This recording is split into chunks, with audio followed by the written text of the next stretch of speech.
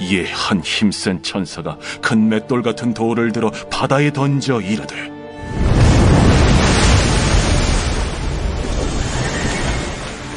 큰 성 바벨론이 이같이 비참하게 던져져 결코 다시 보이지 아니하리로다. 또 검은 고 타는 자와 풍류하는 자와 퉁소 부는 자와 나팔 부는 자들의 소리가 결코 다시 내 안에서 들리지 아니하고, 어떠한 세공업자든지 결코 다시 내 안에서 보이지 아니하고, 또 맷돌 소리가 결코 다시 내 안에서 들리지 아니하고, 등불빛이 결코 다시 내 안에서 비치지 아니하고, 신랑과 신부의 음성이 결코 다시 내 안에서 들리지 아니하리로다. 너의 상인들은 땅의 왕족들이라. 내 복술로 말미암아 만국이 미혹되었도다. 선지자들과 성도들과 및 땅 위에서 죽임을 당한 모든 자의 피가 그 성 중에서 발견되었느니라. 안녕하십니까. 12월 13일 금요일 말씀 묵상 시작하겠습니다. 요한계시록 18장 21절에서부터 24절까지 말씀 함께 읽었습니다. 오늘 본문은 조금 짧아서 묵상이 그리 길 것 같지는 않습니다. 우리는 지금 요한계시록의 제5막 7대접이 부어진 이후에 로마, 곧 바벨론이라고 불리는 이 세상이 멸망을 당하는 이야기를 읽어가고 있습니다.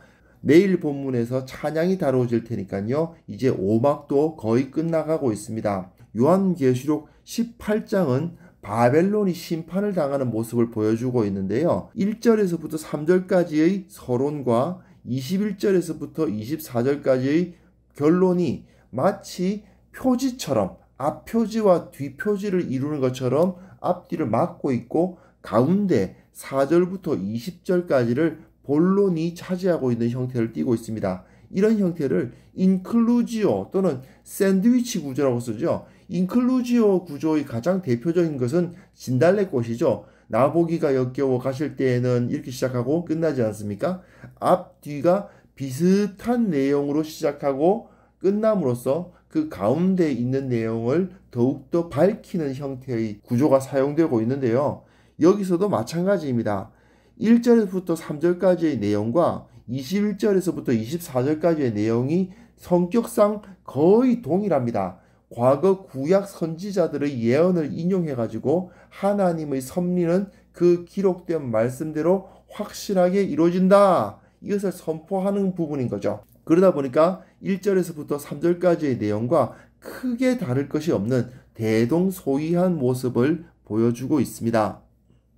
21절 내용 보시면요, 한 힘센 천사가 나타나거든요. 큰 맷돌 같은 돌을 들어서 바다에 던지면서 바벨론이 이렇게 던져져서 망할 것이다 라고 기록되어 있는데, 1절에 보시면요, 큰 권세를 가진 천사가 힘찬 음성으로 외치는 모습을 보여줍니다. 그러면서 무너졌도다 무너졌도다 큰 성 바벨론이여 라고 기록되어 있거든요. 1절에는 큰 권세를 가진 천사가 힘찬 음성으로 외치는 모습이 나타나는 것처럼, 21절에는 힘센 천사가 나타나서 큰 돌을 들어 바다에 던지는 모습을 보여주고 있습니다. 굉장히 대동소이한 모습을 보여주죠. 2절에 보시면 이사야가 인용되면서 무너졌도다 무너졌도다 큰 성 바벨론이여 이렇게 쭉 이야기가 진행되는데, 21절에는 예레미야의 말씀이 주어지고 있습니다. 2절에서는 이사야가 사용되었다면 21절에서는 예레미야가 사용되고 있는 것이죠. 예레미야 51장 62절에서부터 64절까지 보시면요, 하나님께서 예레미야로 하여금 바벨론의 멸망에 대해서 예언한 글을 책에 쓰도록 하세요. 이 책이라면 아무래도 두루마리겠죠. 그 두루마리에 쓰게 하신 이후에 돌을 매가지고 유브라데 강에 던지게 하십니다.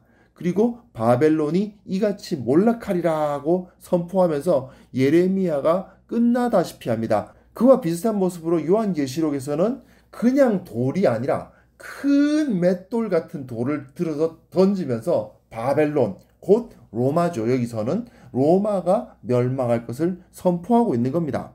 22절에서부터 24절까지 내용 보시면요, 역시 마찬가지로 이사야서와 예레미야서를 인용하면서 그 멸망에 대해서 노래하고 있는 것을 볼 수가 있습니다. 이사야 24장 8절에서 보시면 소고치는 기쁨이 그치고 즐거워하는 자의 소리가 끊어지고 수금 타는 자들의 기쁨이 그쳤다, 이런 표현이 되어 있죠. 그리고 예레미야 25장 10절에 보시면 그들 중에 기뻐하는 소리와 즐거워하는 소리와 신랑의 소리와 신부의 소리와 맷돌 소리와 등불빛이 끊어지게 하리라, 이런 표현들이 되어 있는데 오늘 본문에도 그대로 나타나고 있죠. 이사야 23장 8절에 보면 그 상인들은 고관들이요 그 무역상들은 세상의 존귀한 자들이었던, 이렇게 기록되어 있습니다. 여기서도 마찬가지로 23절에 너희 상인들은 땅의 왕족들이라, 이런 표현들이 나와 있죠. 즉 22절에서부터 24절까지 내용들은 이사야 선지자나 예레미야 선지자가 사용했던 그 표현법들을 그대로 가져다가 그것을 조금 바꿔가지고 사용하고 있는 내용입니다. 즉 로마가 심판을 당해서 텅 비어버릴 것이다 라는 예언이에요. 악기 소리가 그친다는 말은 무슨 뜻이겠습니까? 아무 기쁨이 없다는 얘기죠. 세공업자가 사라집니다. 우상 만들 자까지 사라지고 맙니다. 맷돌 소리가 그친다는 말이 굉장히 뼈아픈 얘기인데요. 이 사람들은 밀이 주식 아닙니까? 그러니까 그 밀을 갈아가지고 밀가루를 만들어서 그걸 가지고 빵을 만들어 먹게 되어 있는데, 빵 만들기 위해서 맷돌로 밀 가는 소리가 안 들린다는 얘기입니다. 옛날 우리나라에서 가난한 시절에는 어느 집에 굴뚝에 연기가 나면 야, 저 집은 먹을 게 있어서 밥 해 먹나 보다 그랬답니다. 그것과 마찬가지예요. 맷돌 소리가 그쳤다는 말은 굴뚝에 연기 나는 집이 없다, 그 말하고 똑같은 겁니다. 등불에 빛이 없고 신랑과 신부 역시 없습니다. 기쁨도 없고 사람이 살지 않으니까 밤에 불 켜는 사람도 없는 겁니다. 이렇게 하나님은 로마의 죄를 온전히 드러내시고 확정적으로 확실하게 심판하시는 모습을 볼 수가 있습니다. 이렇게 성경 말씀, 구약 성경의 내용을 인용하고 있다는 것은 무엇이겠습니까? 변함없는 하나님의 말씀이 여기에 이루어진다는 이야기죠. 오늘 본문은 비교적 좀 짧기 때문에 여러 가지 내용을 다룰 것은 별로 없습니다. 다만 우리가 이 로마의 멸망에 대해서 생각하면서 악한 자들에 대한 형통을 부러워하는 모습을 우리가 버려야 한다는 것을 생각해 볼 수는 있을 것 같습니다. 악한 자들이 잠시 힘을 가질 수 있고 재산을 가질 수 있죠. 그들이 오히려 더 잘 되는 것처럼 보일 때도 있습니다. 그러나 그 힘과 그 재산은 결코 영원할 수 없다는 것을 우리는 확신해야만 합니다. 하나님의 말씀은요, 시간이 지나도 여전히 진리입니다. 그 진리에 의해서 그의 죄악이 임계점에 이르렀을 때 하나님의 심판은 그에게 쏟아질 수밖에 없다는 것을 우리는 온전히 인정해야만 합니다. 물론 하나님께서는 조그만 죄 하나 딱 지으면 조그만 벌을 내리시고 큰 죄 하나 딱 지으면 큰 벌 한번 내리시고 이렇게 그때 바로바로 반응하시진 않죠. 그러다 보니까 점점 죄악이 쌓이는 경향이 있습니다. 마치 조금씩 때가 묻듯이 우리의 삶 속에서 죄악이 조금씩 오염이 이루어지고 그게 켜켜이 쌓이기 시작하면 결국 그것이 하나님의 심판의 대상이 되는 거죠.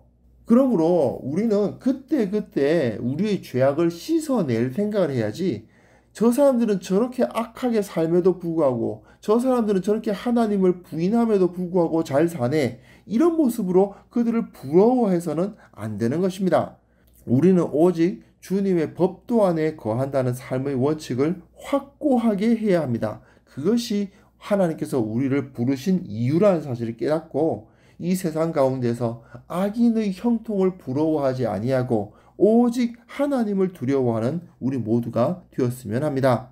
하나님 아버지, 우리가 이 세상의 악한 자들의 형통함을 부러워하는 어리석은 자들 되지 않도록 도와주시고, 하나님께서 저들을 반드시 심판하시고 하나님께서 저들을 결코 죄 없다 하지 아니하신다는 사실을 온전히 믿고 담대히 당당하게 이 세상을 살아갈 수 있는 우리 모두가 되게 하여 주옵소서. 그것을 통해서 이 세상 가운데 하나님의 영광 드러내는 자들 되게 하여 주시고, 그것을 통해서 이 세상 가운데 하나님이 살아계시다는 사실을 선포하는 자들이 되게 하여 주시고, 또한 그 모든 것 가운데 하나님의 공급하심과 하나님의 지키심이 나타나는 귀한 성도들 될 수 있도록 주께서 이끌어 주옵소서. 예수님의 이름으로 기도합니다. 아멘.